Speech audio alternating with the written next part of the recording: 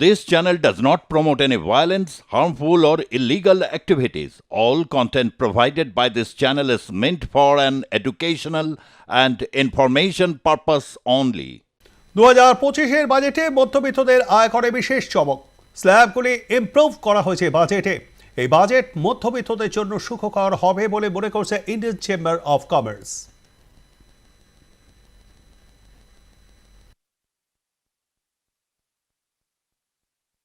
Budget মানেই সাধারণ মানুষের একটা প্রত্যাশার জায়গা থাকে যে আয়করে কতটা ছাড় মিলল, এবং বাজেট মানেই একটা প্রশ্ন বারে বারে থাকে মধ্যবিত্ত থেকে শুরু করে সাধারণ মানুষের জন্য এই বাজেট কতটা পাশে থাকার বাজেট হলো। ইতিমধ্যেই বাজেট পেশ হয়ে গিয়েছে, অনেকেই বলছেন এই বাজেট কিন্তু মধ্যবিত্তদের জন্য একটা অনেক স্বস্তির বাজেট। সবথেকে বড় কথা, এই বাজেটে কেন্দ্রীয় অর্থমন্ত্রী নির্মলা সীতারামন যেটা জানিয়েছেন যে 12 লক্ষ টাকা পর্যন্ত যাদের আয় তাদেরকে কিন্তু কোনো রকম কোনো কর দিতে হবে। এই প্রসঙ্গে আমরা সরাসরি কথা বলবো। স্যার, প্রথমেই যেটা জানতে চাইবো যে এই যে বাজেট যেটা পেশ হলো, সেই বাজেটকে নিয়ে কি বলবেন, কেমন হলো বাজেট? ওভারঅল ভালো বাজেট হয়েছে। এটা ফার্স্ট ফ্ল্যাশ রিপোর্ট ব্যাক আর কি। ওভারঅল ভালো বাজেট, পজিটিভ মধ্যবিত্তের জন্যে, আর ন্যাশনাল ইকোনমিতেও এটা কিন্তু একটা পজিটিভ ইফেক্ট হওয়ার কথা। ফিসক্যাল ডেফিসিট কন্ট্রোলড হয়েছে, এবছরে 4.8 হচ্ছে ইনস্পাইট অফ প্রচণ্ড ডিফিকাল্টি সারা পৃথিবীতে চলছে। ওই কনটেক্সটে কিন্তু এটা অনেকটা পজিটিভলি কন্ট্রোলড আছে ফিসক্যাল ডেফিসিট। Next year 4.4%। এটা কিন্তু অরিজিনালি 4.4%ই গভর্নমেন্ট আগের বারে বলেছিল, আর নেক্সট ইয়ারে সেই কনটেক্সটে গভর্নমেন্ট কিন্তু সেই ফিগারই স্ট্যান্ড করছে।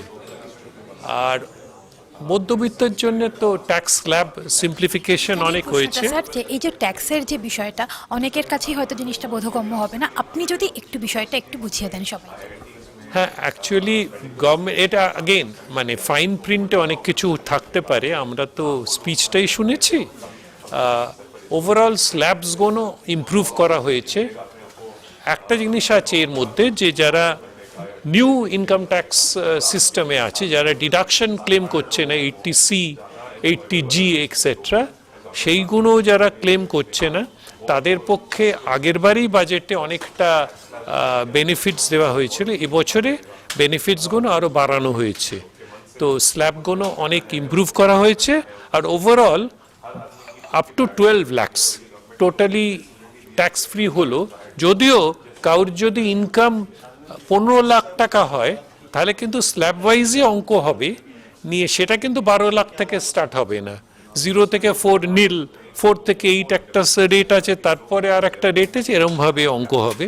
সুতরাং এটা আমি কমপ্লিকেশনসে যাচ্ছি না, কিন্তু যার 12 লাখের কম ইনকাম থাকছে তাদের কিন্তু সেপারেটলি এটা ট্যাক্স ফ্রি করে দেওয়া হবে।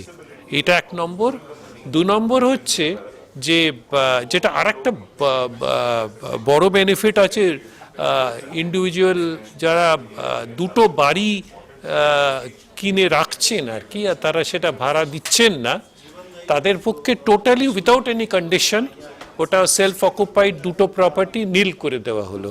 এটাও একটা বড় বেনিফিট মধ্যবিত্তের জন্য তো পড়বেই। আর এছাড়া অন্য যেসব প্রভিশনসগুলো হয়েছে, একটা তার মধ্যে বড় জিনিস হচ্ছে ইন্স্যুরেন্স সেক্টর। ইন্স্যুরেন্স সেক্টরে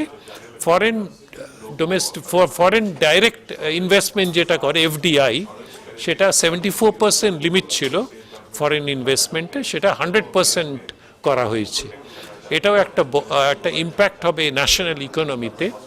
এই মুহূর্তে যেটা মনে করা হচ্ছে যে এই বাজেট কিন্তু সাধারণ মানুষের মুখে, মধ্যবিত্ত মানুষের মুখে হাসি ফোটাতে বেশ অনেকটাই সক্ষম হবে। একাধিক জায়গা কিন্তু রয়েছে এই বাজেটকে নিয়ে আলোচনা করার জন্য। তার মধ্যে সবথেকে গুরুত্বপূর্ণ বিষয় যেটা, যে 12 লক্ষ টাকা পর্যন্ত যাদের আয় তাদের ক্ষেত্রে কিন্তু করের ক্ষেত্রে সম্পূর্ণ ছাড় দেওয়া হয়েছে। এর পাশাপাশি ওষুধের মূল্যবৃদ্ধি নিয়েও কিছুদিন আগেও একাধিকবার অভিযোগ উঠেছে, সেই ক্যান্সার সহ জীবনদায়ী ওষুধের ক্ষেত্রে অনেকটাই ছাড় দেওয়া হয়েছে। আগামী দিনে এই বাজেট সাধারণ মানুষের পাশে থাকার ক্ষেত্রে কতটা সহায়ক হয় সেটাই এবার দেখার বিষয়। ক্যামেরায় শুভঙ্কর লাহার সঙ্গে সায়ন্তিকা বন্দ্যোপাধ্যায়, আর প্লাস নিউজ, কলকাতা।